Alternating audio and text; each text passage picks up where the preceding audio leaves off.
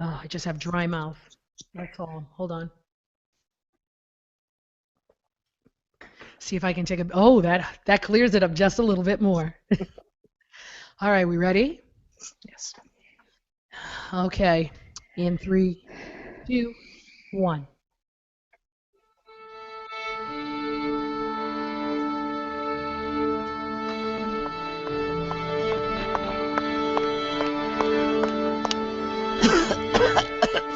Hello? Are you ready? Then we'll begin. Happy New Year. Happy anniversary. We have a lot to be thankful for as we begin our second year. This is Monday Morning Catholic, episode number 49. People look east, the time is near of the crowning of the year. Make your house fair as you are able. Trim the hearth and set the table. People look east and sing today. Love, the guest is on the way. Yes, and a very, very happy new liturgical year to everyone. It's Advent. Good morning, good afternoon, good evening. Welcome to another edition of Monday Morning Catholic. Yes, this is your host and moderator, Joanne Mercier, getting over strep, a sinus infection, and laryngitis, all for Thanksgiving. Yay me. It was just a wonderful time. That's exactly how I've been feeling since last week. But I am so happy on our first anniversary here to have the girls only. Yeah, Stephen had to go celebrate his wife's birthday, you know, that kind of thing. So, but we have everybody else with us.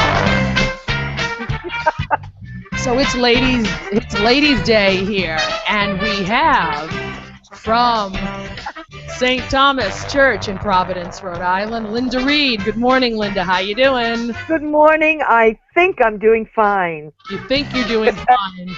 It's always a hectic first weekend of Advent. That's very, very true. And you're feeling probably better than I am. Probably am, yes. Maybe. And then down south, will be the south at this point, will be from St. Teresa's and St. Christopher's, Nancy Smith. Good morning, Nancy. How you doing? Good morning, Joanne. Hi, y'all. Hi, y'all. I know. You said the South. That's true. You're from the south of Rhode Island, you know? Okay. Yes, and I'm going to be playing things today because I basically can't talk. Or I can't as long as I have my trusty glass of water next to me. But we are here starting another year of this little 4-week experiment. And as we started from the very beginning, we come here every week and look back at the previous weekend's liturgies, try to make some sense of all we see, hear, and sometimes smell. And there was something smelly there today, but I couldn't smell it. And maybe I'll start giving points again, even if they don't matter. Yeah. So grab your favorite cup of whatever and sit back, relax, and let's see what we can talk about this week. And there's plenty to talk about, even if we don't have feedback. And we don't have any feedback because everybody was at Thanksgiving. How was everybody's Thanksgiving? Very Well, good. you know how ours was. Well, that's true. Linda and I spent Thanksgiving together. We had the same Thanksgiving, yes. This is very true. It was yummy. It was extremely yummy. The company was great. Company was great. Kind of sat there and tried not to breathe on anybody. Yeah. But In about 5 days, they're all going to give you a buzz. Yeah. You know what, Nance? I did not know on Thursday. I know. I'm Okay. only We teasing. know you didn't I know. know. We all just thought it was a cold, Yep. sore throat. And I we didn't said, have oh, poor fever. Joanne. She can't taste very well, but that's okay. Sit down. Right. Eat anyway. It was one of those things where, you know, I couldn't breathe. I didn't have a fever. So Yeah. I'm just figuring, it's a cold. Cold. Yeah. Friday morning, I just looked at my husband and said, you might have to do something about this because I really can't swallow. Yeah. You know, I still wasn't thinking strep. I was thinking sinus infection. My whole entire face felt Yeah. totally swollen. So if you think you can get a doctor on the day after Thanksgiving, think again. No, one- you got to go to urgent visit. Yeah, but my PCP wasn't in, my ENT wasn't in, nobody was around, so we went to urgent care. Yeah. And they said, oh, and they said, we're going to do a strep culture anyway, but it's probably a sinus infection. And it came back, no, you have strep. I went, what? Yeah, so one Z-Pack later, Yeah. you know, but I did make it into church. Yes. Not going Yes, to you miss, did. I was not missing the first Sunday of Advent. No way. You know, I'm just a liturgical being. I need Yes. to be there. Linda was counting on me. We were very happy, yes, to have piano. Yes, that's my Advent giving There we go. to play when I can, except for the third Sunday. Sorry. Yeah. Well, I gotta go to work. We'll have to be joyful without you. Yeah, fortunately. Yes, I'll be being joyful somewhere else. Yes. But we don't want to get too far ahead of ourselves here. No, let's stick with the first Sunday. Did everyone have at least, before we start, did everyone have at least one funny Advent blooper? Anything? No, No? not this year. Really? Last year was hysterical when we tried to light the first candle of the Advent wreath. It was like a Keystone Cops. Well, But now, this year it lit, boom, just like that. now explain why you say that, Linda. Well, because our Advent wreath is suspended above the altar, and it's a long reach up there. It looked lower this year than last year. Well, actually, it may have fallen, but when we put it up, we hoisted it up higher than we did last year. It may have fallen. Okay. Well, you know, the rope stretches. yes, know, I know. The rope would stretch. So. We But, know. yeah, it's a way up there, and so with the poor guy, we got the tallest server we had, and he's standing there with the big long Mhm. thing that you light the candles with, and it would not light, and it was getting comical. He would put the thing up there and then move it, and it was nothing. And then he'd put the thing up there and move it, and it was nothing. And people were snickering. Mhm. So this year it went smooth as could be. Because he's grown a couple of inches, right? Yeah. There you go. No, I think they made sure they pulled that wick up ahead of time so it was visible. You know, that usually helps. Yeah. People forget that. They get Yep. the candles out of the box, and they put it all out, and they forget to stick the wick up. Yeah, and I think we made sure that was visible from the ground, so that the poor guy didn't have to stand there looking befuddled. Pascal candles also suffer the same fate. Yes, yes. What about you, Nance? Any craziness? I was only at the 11 o'clock this weekend, and there didn't seem to be any faux pas of that I saw. Everything seemed to be smooth. So. By 11 o'clock, they've gotten it out already. Oh yes, I realized that, but that's what I'm Usually saying. before. That's why I specifically said I was at the 11. Yeah. They've gone through 2 masses already, so if there were issues like the candle or whatever, it was resolved by that point. Well, if you had any faux pas where you were, we'd love to hear about them, because that's the way we roll here. Yeah. Please, you can send your faux pas and your feedback to mondaymorningcatholic@gmail.com. You can put it up on the Facebook page for everybody to enjoy, facebook.com/Monday Morning Catholic. You can write them in the comment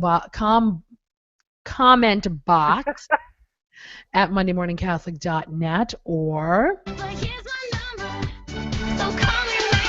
you can call us on the feedback line, 774-955-0659. We'll say that all again a little bit later on in the show, but without further ado... Do you hear what I hear?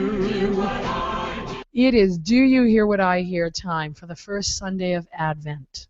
Now, these readings this Sunday, let me tell you something. I mean, I love a good Isaiah reading just like anybody else, but this was the most depressing Isaiah reading I'd heard in 3 years. Because that lovely... I think the phrase polluted rags really does a lot for me. You know? Oh, yeah.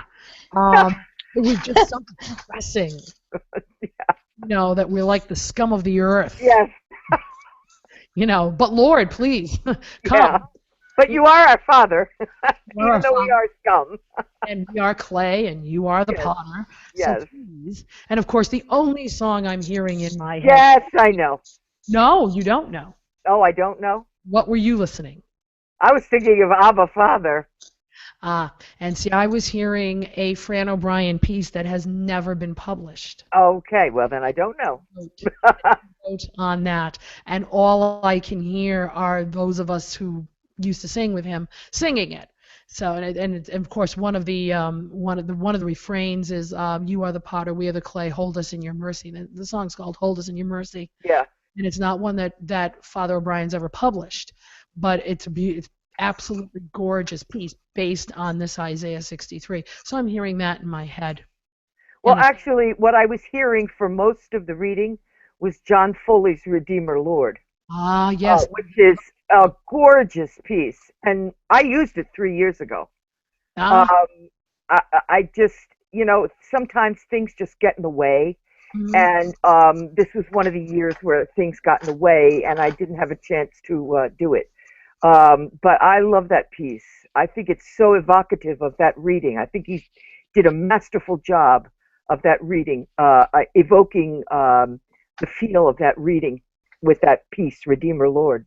Yes, and I have to say the same thing with Fran O'Brien's piece. Mm. Never hear it. It's that Well, I can't say because it was never published, so. no, but it's that same type of Yeah. it's a very, very mournfully melodic piece. Yes, yes. Very pretty, and it's got almost like there's like there's like a canon, two refrains that go on top of each other. Oh, yeah, yeah, yeah. One is hopeful, and so there's that pull and push of hopelessness and hopefulness at the same time. It's a beautiful piece. I wish he'd published that one. Yeah. Some form or another. That's right. All right, we had Psalm 80, which now can have 12 different interpretations. Yeah. Of course, the one I was thinking of was Haugens. Of course. But I'm going with a seasonal psalm to Right. tie together the season of Advent. You're doing 85. I'm doing 85 for all 4 weeks Yep, you of are. Advent. Thank you. What are you doing, Nance? 25 seasonal. Which one? Soper's Oh, I like Soper's that. version. I like that one too. Yeah, yeah. That's a cool one. This is the time to do seasonal psalms if your assembly will take it on. Exactly. They They, will. they sang like champs today. I Yeah. mean, a couple of weeks ago when I was there, it was like, you have those weeks, and so we had a visiting. So they sang like champs, like normal today. So Good. That's all. That's very heartening on the first Sunday of Advent. Yeah. it is. It is. Although one of our colleagues I was reading on Facebook did not have a really good start. Yeah. We will not mention names. No. That could be I felt bad. we all did because we've all been there. Yes. You all been in the middle of a train wreck. It's like, So if our colleague is listening, we totally get it. We Yes. feel really bad. It does get better. We've been there. We've all been there. It was, and I could think of, as Actually, he said it was better in the morning. So. I did read Yeah. that.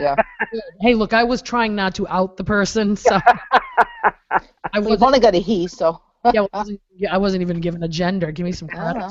Okay. We are But she reneged. She said it was better in the morning. okay. Good. Okay. We're still in 1 Corinthians. However, we go back to the beginning of 1 Corinthians. At least Paul was a lot more encouraging in this particular reading, and reminding us that God is faithful. So that's a good thing to hear on the first Sunday of Advent. Yes. God is faithful. We need that. And then, of course, for those of you, especially those of you who use Christopher Walker's music, Mark 13 was our reading. Stay awake, be watchful, be alert, be ready, like a Boy Scout, Yes. prepared. So we opened with some very dicey, mixed reaction readings. How did the gentlemen fare in their homilies today? Actually, pretty good. Who would like to go first? I don't care. I'll go if you want. I think it makes no difference. I'll go. About All that. right, you go, Nancy. I'll go. Who's going to go? We got somebody. Good. All right. We had a visiting priest today at my mass, at all the masses, giving the homily. It's Father Christopher Murphy from, he's Associate Director of Vocations for the Diocese of Providence, and he's going around to different parishes of the diocese. I guess that's what he's doing every year, every weekend. Last week he was with Stephen. Stephen shared what he had to say last week. That's right. And this week I was excited to hear how he was going to weave the first Sunday of Advent and vocations together. And he did.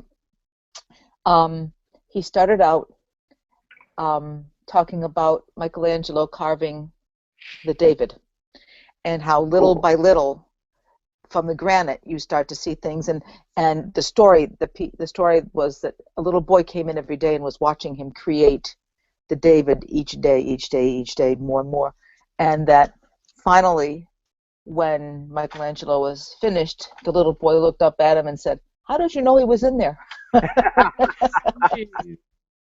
and he's used that as a springboard of how can we find the being that God created within us. Okay. That not the faults, but the pieces of us that aren't necessarily God created, but what we have picked up through social media, through bad connections, through anything. And that it's not a Lenten time necessarily, but Advent could be a good time to reflect on where is the God within us, and how are we going to bring him out, make him more known through us. And he did that very, very well. He and his biggest piece on that was prayer. And he says, and your prayer can be for yourself, but it can also be for all the needs that you see around you. And he said, please pray for vocations. And then he started down a little bit of that lane, nothing major. He mentioned it because that's what he's there to do. But just bringing the God peace that's within us out, and make him more present to us and to others around us is what he's asking us to try and do this Advent. Just like Michelangelo found David in the rough piece of granite. I thought the visual was beautiful. So Yeah, really. yeah. I like that. Yeah, I did too. Yeah, Kind of works. especially since I'd seen the David. Yes. I haven't. But it kind of works with the potter and the clay type of thing. Absolutely. Yeah, that kind of works.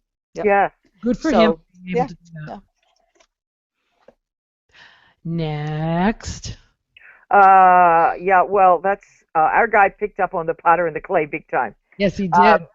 It was, yeah, anybody who knows him, he gave the intro to the homily saying that he always thought it was kind of ironic and amusing that he was to preach about patience, waiting, watching, and being prepared on the first Sunday of Advent, because he admits he's probably the least patient person that he knows. He said, and I am telling all of you to slow down and be patient. He said, so God truly has a sense of humor, because I should be the last person telling you this. Anyway, today he said our readings. He didn't talk about the polluted rags. Thank you. He went right to the end of the reading.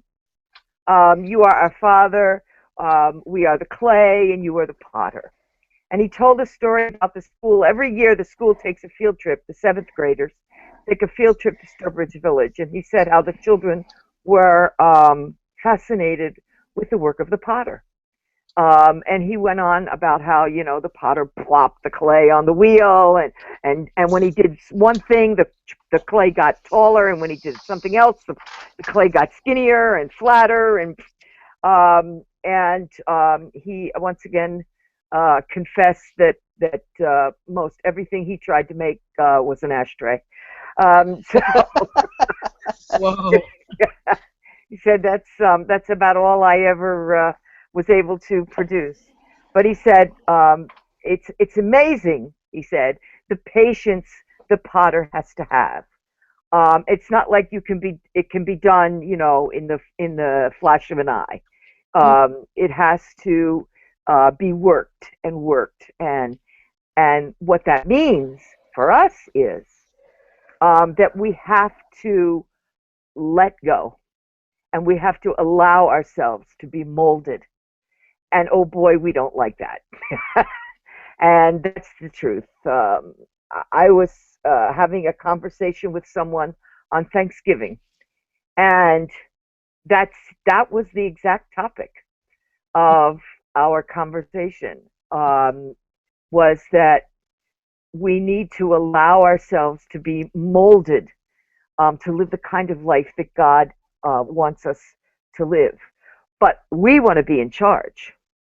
And yet Advent is about allowing God to be in charge, and about being on the watch to find some time to slow down, to allow God to shape us or to speak to us.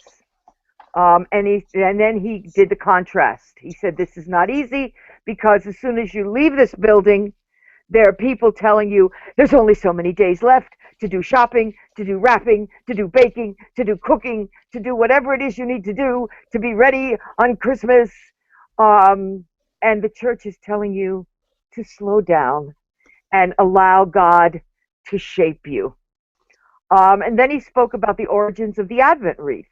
And he said it comes from Germany, where they would actually remove a wheel from the tractor or the wagon and use that as the Advent wreath, and it would force them to slow down. There you go. Because you can't drive a tractor without a wheel, and you can't pull a wagon without a wheel. Now, he said, I don't advocate you going out and taking the tires off your car, but... and then there could be some people outside doing that right now. Doing that right now, yes. He said, we hope that's... Just helping you along with that, yeah. Yes. But then he spoke about what we are offering. We are offering evening prayer during Advent, which is a great opportunity to slow down for some quiet time and pray the Psalms. And tomorrow we offer adoration in the morning through noon. So he spoke about that. And then he said, in these next of craziness, so I'll try to find some time to allow God to speak to our hearts. Now, if only I can practice what I preach. Yeah, I And like that's how that ending. Yeah. And we like to hear that they're as human as we are. Yes. Yeah. Yes. Yes. Very He has, I mean, he just has a very hard time sitting still. He's a very active person. Very active person. It's the Portuguese in him. Yeah. Trust me. So anyway, I thought that was great. I thought it was a really good message for that first Sunday. And he worked all 3 readings in. And he did. God bless him. I think because he watches our little show. Because he was concerned whether or not I would be able to say. We find out. We'll find out. Yeah. Well, he was like, how's your voice? Yeah. I said, there will be a podcast. Yeah. Don't worry. It was touch and go, but there would be a podcast. Yeah. Thank God there is. I, of course, was with Linda, so normally I would take my cue from Father Barron, but this week I wanted to go with Father Fleming, more than likely because we are recording this later in the day, and he gets his homily out in late afternoon, so I'm kind of glad I came upon it before we started. Although I'm going to have to take another swig of water. Help yourself. What doesn't kill you makes you stand a little. Yeah. Okay. So our friend, the Concord pastor, had to say that there are many times when in his ministry and his work and his message leaves him feeling like he's shoveling sand against the tide. That was a great image. He said, but seldom as much as when I get up to preach on the first Sunday of Advent. Like a tidal wave gathering force and momentum over several weeks, Christmas crashed upon the shores of our cultural our imagination and our hearts as the Thanksgiving Day dinner table was being cleared. Now, for those of you in other parts of the country, we have something here in Massachusetts and Rhode Island and in Maine known as blue laws. Yes. Nobody could open unless you were maybe a florist or bakeries were able to open, florists, taverns, restaurants, pharmacies. They could open. Nobody else could until 12:01, and then I guess because they couldn't even have their employees in Right. or midnight. Right. So most places were opening like 12:15, 1 o'clock in the morning, although crazy people went. But so we at least are still escaping that, and from what I'm reading, no one wants to play with that anytime soon. Mm. So I give them a lot of credit because I feel bad for other parts of the country where people had to not be with their families because of this Christmas crush. But I digress. So Father Fleming says, so here I am today shoveling Advent sand against the Christmas flood. He said he also noticed on Facebook that some folks were proudly saying that they refuse to start celebrating Christmas until the day after Thanksgiving. Oh, wow. Right, exactly. He said, now, if that makes sense to you, if you find that to be a noble sentiment, please be sure I still love you, still want to be your Facebook friend, but I'll tell you that something's missing here. What's missing is a whole season, the season of Advent. Now, if you know Father Austin Fleming, he's a liturgist. And, of course, we liturgists really love to celebrate Advent. Okay? And it's not, he said, Advent's not something invented by the Grinch. No, the Grinch did not invent Advent. And it's not that you're trying to deprive us of our good cheer. True, because if you know, Christmas in the church is not a day, but a... What? Christmas I didn't catch you. is not a day. It's a season. It's a season. Very good. Good. And That was he says, he goes on to say, and who among us doesn't agree that celebrating the birth of Jesus has been all but lost in the commercialization of this holy day? Amen. It's so commercialized. I'm so glad they don't go like that for Easter. Amen. I'd really be upset. But it's so commercialized. You know, eating too much, drinking too much, getting too tired. Spending too much money. Uh-huh. Exactly. Be a haven of peace. I like that imagery. A haven, a safety harbor. Yeah. It's a haven where at year's end we can take some time to look up into the winter sky as Isaiah did and ask God to rend, to open the heavens, to come down, to break through the hardness of our hearts, through the withered fallen leaves of our faults and failings. There was one part he said here, this is what I really liked a lot. Advent is a season to make peace with God. Now, it's different than Lent. Lent is to look into yourself, to see what you can change. This is the other part of the relationship. It's about making peace. You know that you're a lowly, wretched pile of rag. And you want to make peace with God because you know how wonderful God is. I think that was such great imagery. He said, Advent's a time when peace is to be found, but it's not nap time. Linda, not nap time. Ah, well. Jesus makes this clear in the gospel. Watch out, stay awake, be alert, heads up. I like that he added heads up. I tried. I stayed up and was alert all morning long. We're good. But I guess, there are a lot of people who only need God when they need God. Yeah. And then they put God back away when they don't need him. He said, that Christmas tsunami has crashed on our shores and most of us are drenched in its waters. And you know what? You can try to shovel the sand against the tide, but the tide comes in no matter how fast you shovel. So what do?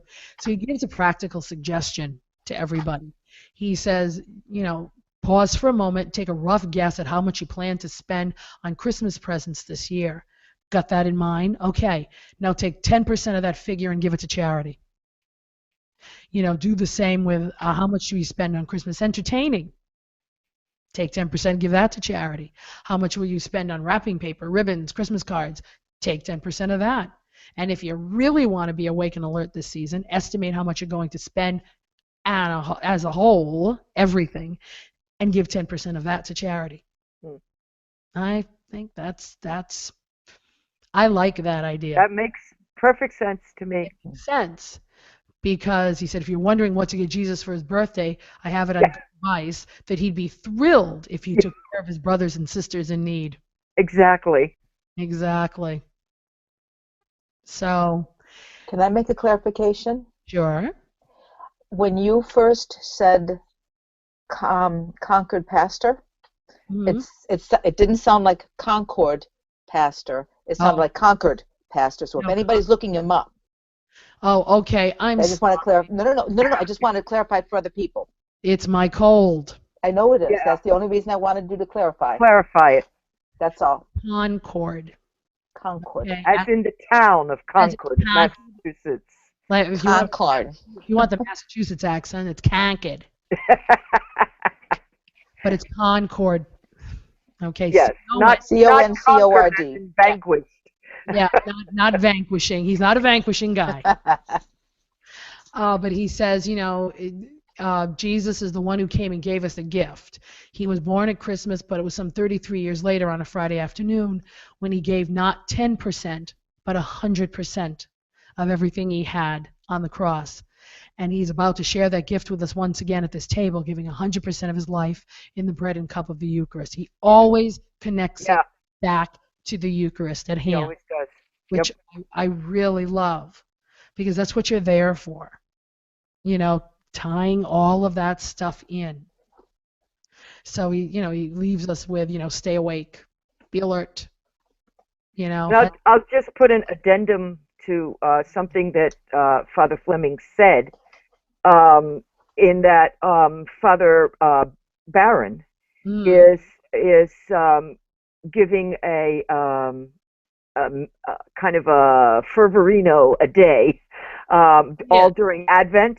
mhm. And the one that he sent today was that we have to recognize making peace with God, that, we recognize we are the polluted rags there, that we do have to recognize that in order to wait in joyful anticipation for a Savior, we have to recognize our need to be saved. That's true. And that was the thrust of his message today, Father Barron's. And he will be doing a little thought for the day all through Advent. Yes, he will. So if you want to get in on that, because he'll put it right in your mailbox every Yep. day, you just go over to wordonfire.org. We'll put that on the honorable mentions, and you can sign up for his 25 days of Advent. And they're real. I'm getting them too. And they're brief, and they're always worthwhile. Yep, you can read them first thing when you get up in the morning, or read them before you get in the car, read them with your breakfast, read them when you first get into work, before you start your day. It's really worth it. So if you want that, please go to wordonfire.org. Anything else we have to say about the first Sunday of Advent? Well, maybe we will when we move on to...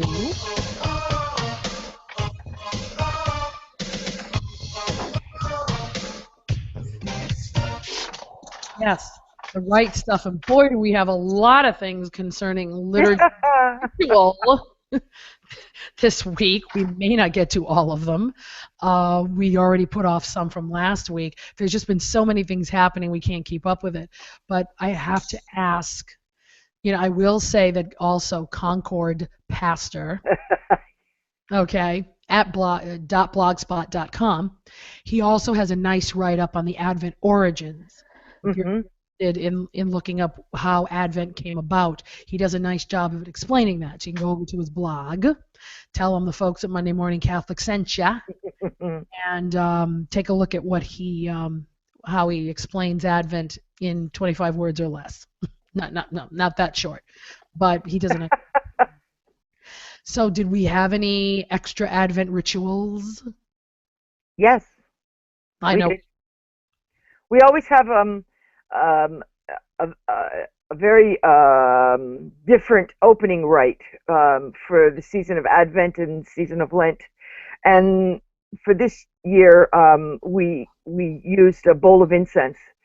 Father carried it in with very little going on in it, so to save the people in the last rows from coughing And they and hacking. still coughed. Yeah.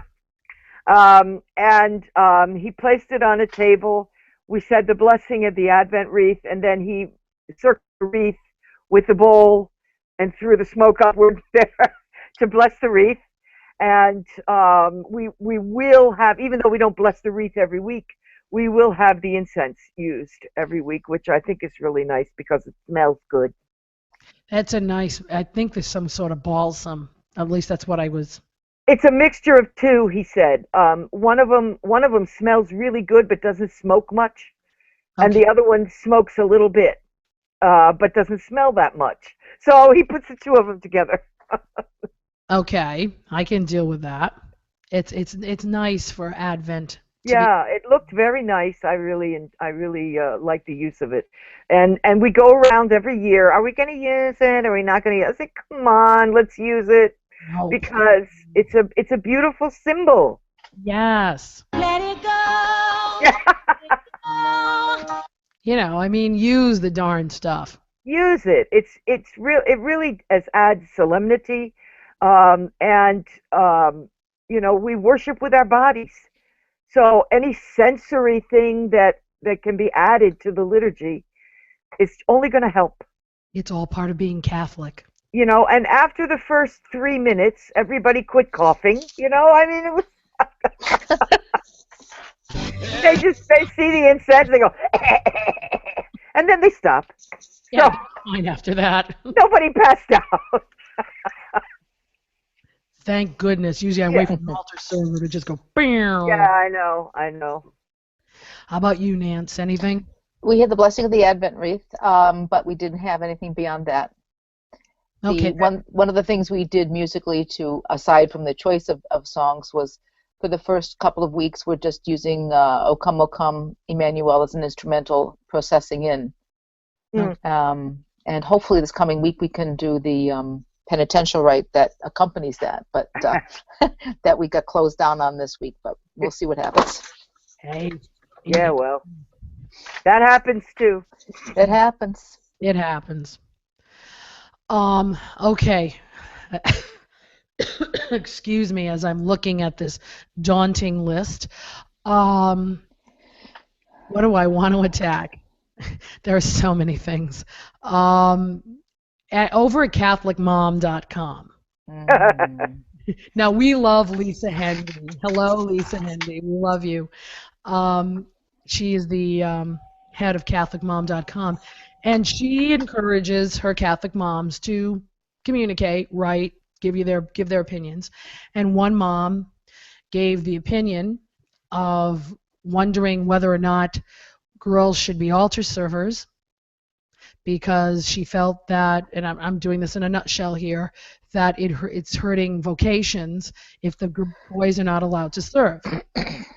Now I know that elicits, you know, the nice sad trombone from a lot, because we just, you know, in the old days, yes, it was part of the road to priesthood, but that was detached. That car was detached. Yeah.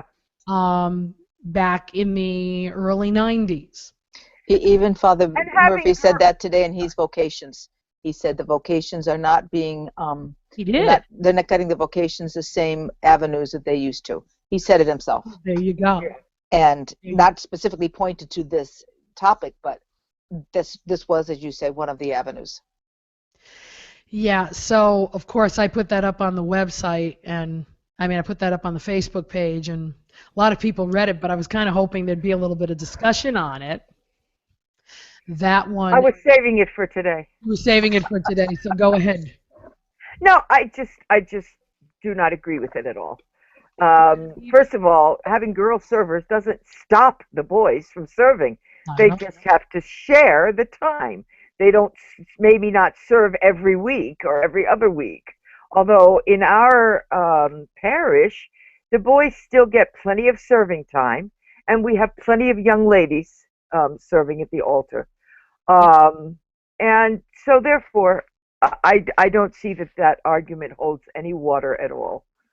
I think it's wonderful that the girls can serve. There was also, in addition to that particular article, there was also an article written by one of the women who served at the installation of Archbishop Kupich in Chicago. Yes. And it was from her point of view and how moving it was to be able to do that. So I'm, if the boys don't get to serve as many times as they want, well, if that's going to affect their vocation, then that's just a lot of hooey. And I don't know if I was taking it in words like hooey. Hooey. If I was taking it too much to heart, but I was a little bit insulted when somebody had suggested that the girls could be trained as sacristans, so and the boys could be the altar servers, and I'm going, okay, put us back in the kitchen.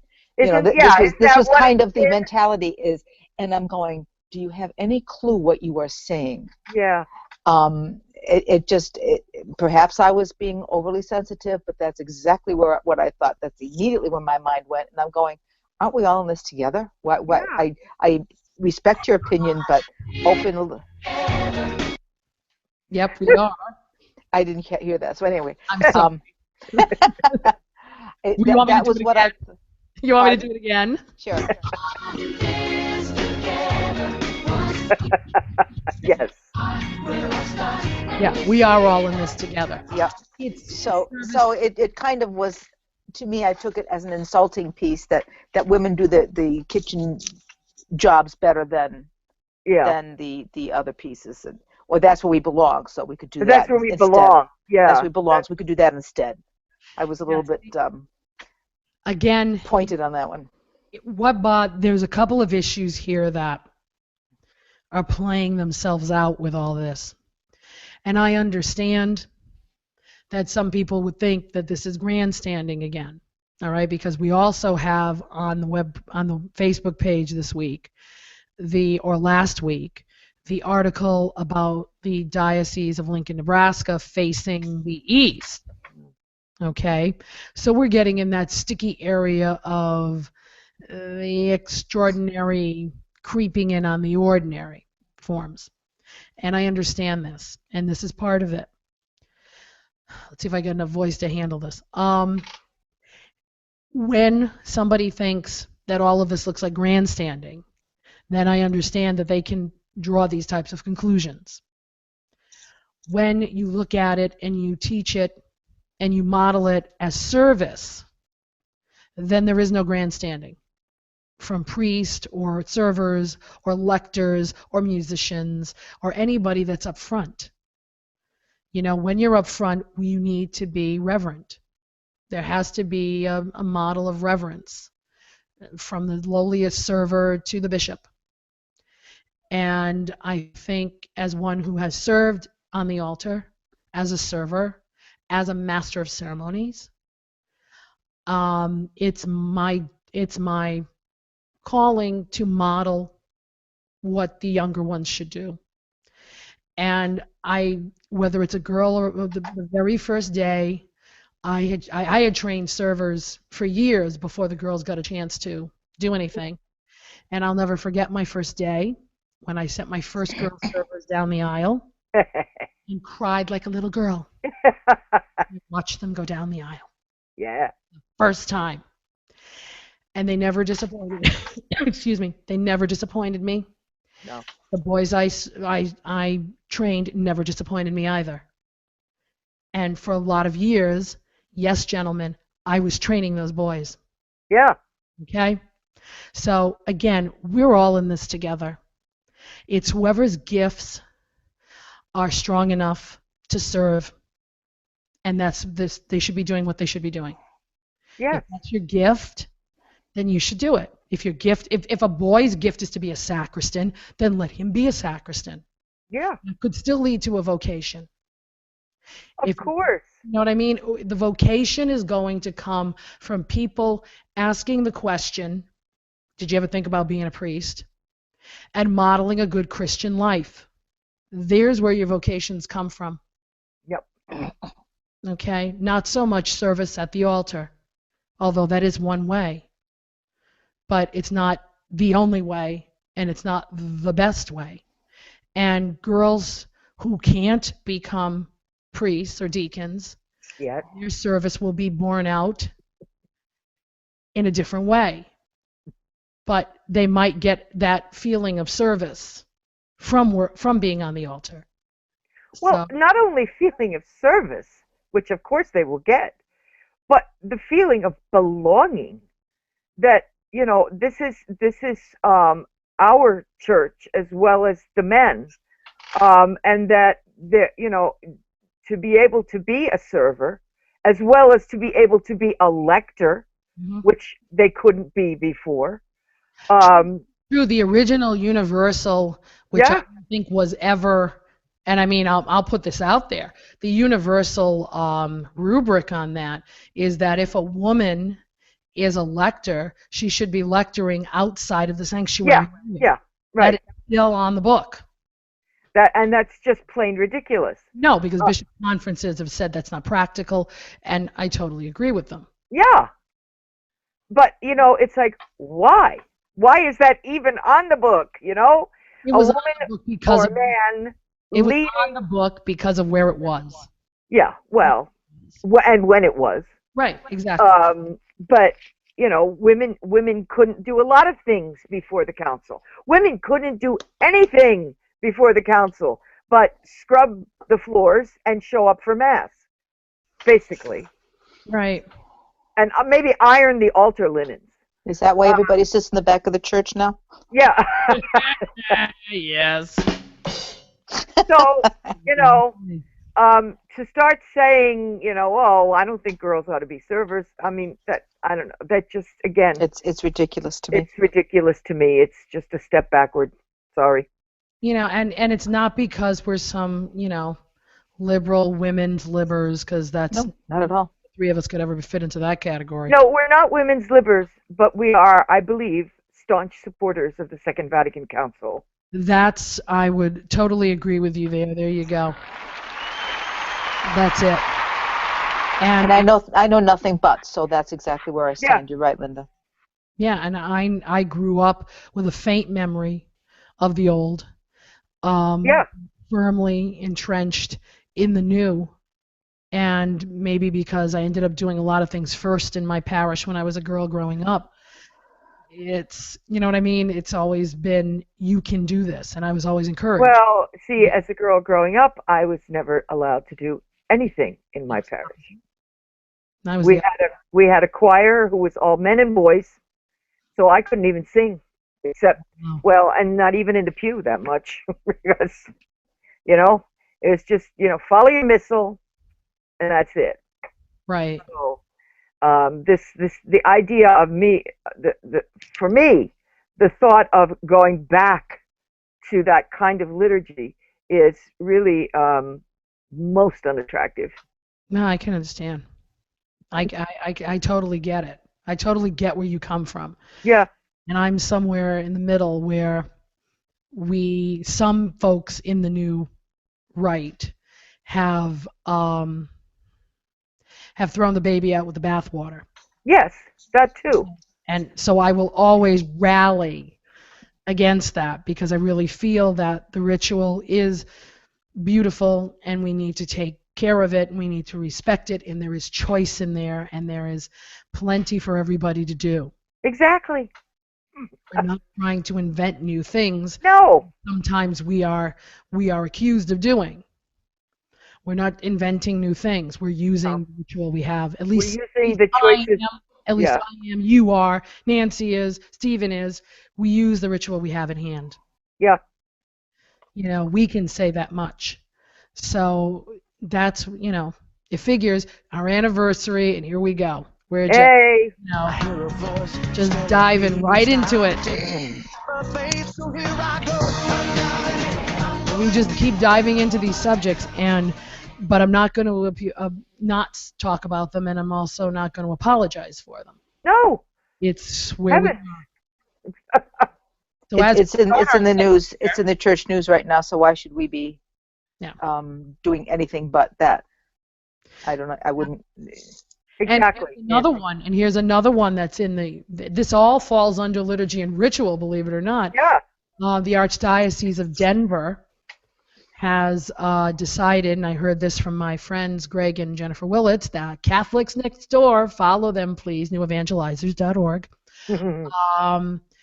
And Greg is in charge of lifelong faith formation for the Archdiocese, and his Archbishop has decided that they're going to reorder the sacraments of initiation. So that will mean that within the next 5 years they will keep bringing it back so that the children baptized at birth will receive reconciliation, first reconciliation at age 7, and confirmation in Eucharist at age 8. Yay. And to that, I say amen. All right. Amen to that. Now, Yes. every religious educator who's just heard me say that is now shaking in their boots, thinking they don't have a job, and thinking that we're not going to educate kids past 3rd grade. Well, Yeah. this is where mystagogy comes in, folks. This is the RCIA model. Okay? And mystagogy is supposed to be the rest of your life. So if mystagogy is the rest of your life, then we need to come up with catechesis for the rest of our lives. And not just to get us from one sacrament to another. Exactly. We've seen how that has failed in the past 100 Yes. odd years. It's failed miserably. Which is why I use Generations of Faith, which is why I believe in Generations of Faith. Do I think it's the be-all and end-all? No, but it's what we need right now. It's what works. It can work right now. In the right hands, it can work. Sure. So, yeah, we have to come up with some new forms of mystagogy. And I think somebody like the Archdiocese of Denver taking this on should sign to the rest of the people that they should be listening. That this might be to restore the order back to where it is, because, excuse me, having done confirmation for a very long time and doing it again right now, we've already lost these kids, a lot of them.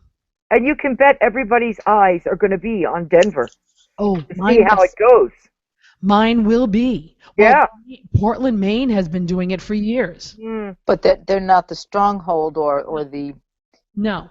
They're not the example that people look to the Archdiocese of Denver as. Did that come out right? No, it didn't, but you know what I mean. I know what you mean. Denver has more clout. Thank you. Yeah. That's it. That's what I'm trying to say. Yeah. Denver has a lot more clout. So, Greg, let me tell you, my eyes, I'm going to be number one praying for you folks. Yep. Because I think your Archbishop is on the nose, perfectly on the nose with all this. And I think it's the best thing. I think more dioceses need to be looking at this to help their religious education, faith formation, whatever you want to call it at this point. Yeah. They need some serious help. Yeah. The old order needs to pass away. Yeah. And the new order needs to come in. And I know that'll set me off with a lot of people who are educators, but you know what? I come at it as a liturgist, and I'll always say that. If your catechesis is not feeding into your liturgy, Yes. liturgy is not feeding into your catechesis, forget it. If you do the disconnect, which is what the classroom model does, disconnect, because they'll send their kids to the classroom before they'll take them to Mass, Yeah. then it's the drugs. The drugs are making me talk like this. No, you're right. You're right. No, but I just have, Right. I never expected on the first anniversary to spill my entire hand on all of this. I've done a really nice job of playing straight down the middle last year. Yes. This year's going to be no. Joanne's going to say how it is. Well, again, you have every right to an opinion because you've been doing this for 7 or so years. Yes. So, 7 long. I feel like I feel like Jacob, 7 more years. Yeah, 7 more years, and you'll get Rebecca. And Rebecca. You'll get Rachel. It's Rachel, right? Yeah, it's Rachel. Thank you. I almost thought. Yeah. So Isaac that got Rebecca. Exactly. I get them mixed up. Yay. And there was something I was watching the other day where some of the characters were named Esau and Jacob. And Oh, jeez. oh, I know that. I know that. What was it? What was it? It was recent. I don't know. Esau. That's an unusual name. I think it was. Hold on. Oh, it was NCIS. NCIS New Orleans. Oh, see, I missed it. NCIS New Orleans, the Thanksgiving episode. Of course, I love Scott Bakula. Yes, Me I too. do too. Me But too. I missed that because I forget what we were watching. Well, I recorded it and I was watching it while I was recovering. Yes. And the weekly characters were brothers, and they were Esau And Jacob. Oh, and my gosh. I caught the reference. Yes, you but they caught the reference. But they didn't name the wife Rachel. They named her Hannah. Uh-huh. Okay, well, there you go. That's a whole total vibe. The daughter was Miriam. I'm like, wait a minute. Now that's Wait a minute now. You're getting into, yeah, just having the brothers be Jacob and Esau. yeah. It fits into the story, too.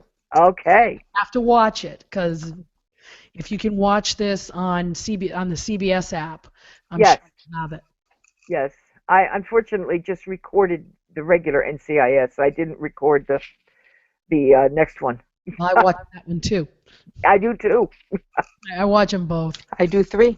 And I just started watching from the beginning Blue Bloods. And we're way off the rails Oh, already. we're so off the rails. We're like, forget it. We're done. When you start talking NCIS, we're off the rails. We need to rewind this back in. Yeah. Let's go to our last category. Okay. What is that? What's the buzz? Catholics in the news and pop culture. Pope in Turkey. Excuse me? The Pope in Turkey. The Pope in Turkey. He was Yes. he spent almost Thanksgiving in Turkey. Yes. Doesn't make any sense. Did they let him into the mosque? That's what I never found out. They weren't going to let him into the mosque. Did they let him in? Yep. And Good they for went them. to the Hajj, and they went to the Hagia Sophia. Good. Yes. So they let him in. They let him wherever he wanted to go, Good. which I think was good. And the best Because that was when I was watching it was a setup for like the next day when he was going to be there, and they were saying it used to be a church, it became a mosque, then it was a Catholic church, then it be back and forth, and currently is a mosque. Is that No, Sophia? It's currently Hagia Sophia, yes. Okay, the Hagia Sophia is currently a museum museum, but they weren't going to let him in. to return it to be a mosque. Yeah, That's they said what it it was was, never okay. going to be a church again. But they Right. weren't going to let him in, and that was what I didn't know what they had finally done. No, they did. He went. He prayed with the imam. What you doing, Linda? Let's go. I don't know. see you. I- I see you. What the heck is going on here? For those of you just listening, something's going on with our feed. No, I'm sometimes my face is lit and sometimes it's not, and I don't know why. So I was experimenting with my hand. Now it's lit. Sometimes you don't. Yes. Oh, We're so off the rails right now. It isn't even funny. yeah, it's not even funny. Oh boy. Okay. Well, if we're this far off the rails, then I think it's time to wrap it up. Yes. Especially because I think I'm starting to lose the rest of what's left of my Yeah, voice. What's left? Okay, It's time Time for to you go. to be quiet. time to go. I need to be quiet again. Yes. After saying all that, I can imagine what's going to happen now. So please be kind when you're sending in your feedback. MondayMorningCatholic@gmail.com. You may post your feedback on Facebook.com/Monday Morning Catholic. You may use the comment box at MondayMorningCatholic.net, or Like, here's my number, so call me, baby. you can be kind and use the voice feedback line, 774-955-0659. Ladies, happy anniversary. Happy anniversary. What did we just get Happy ourselves? anniversary. Happy anniversary. Yeah, I know. I wanted to use that clip, but Happy anniversary. Ran out of time. We use It's Dead. No, we won't use that. Now I'm walking on sunshine. Or even better yet, It's a miracle. Miracle come true. it's a miracle that we've lasted this long. Yes, yes. Maybe after this week we won't. But we have. We have. And we are lining up fabulous guests for our once a month open mic slot. Open mic slot, yes. I'm thinking either the second or third Sunday of the month. Now, I don't want to make it of a season. So either the second or third Sunday, we record Yeah, on well, Sundays. we have to see when our guest would be available. Yeah, but if we just make the slot for that Ah, okay. particular time in the month, Okay.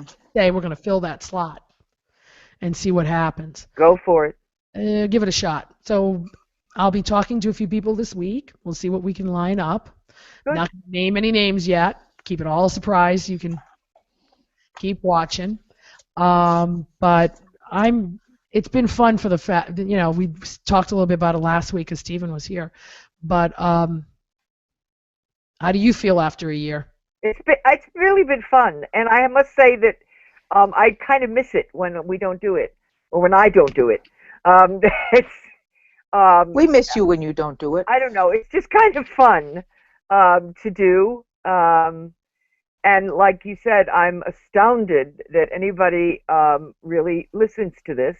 But I am grateful because we're just trying to do our part to Right. evangelize, to get the word out, to expose you to various points of view in homiletics and in ritual.